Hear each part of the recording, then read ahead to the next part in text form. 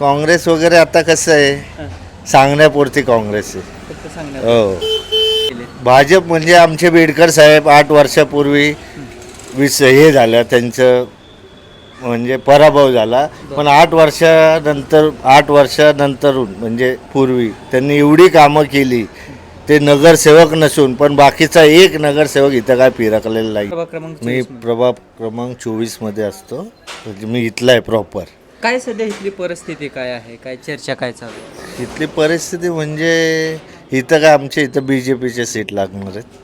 BJP. हो, BJPचे, कारण की BJPची कामं आहेत आणि बीडकर साहेबांचं भरपूर इथं योगदान आहे. बर. बीडकर साहेबांनी लॉकडाऊनमध्ये म्हणा सगळी म्हणजे लोकांची कामं केलेली आहे. बर.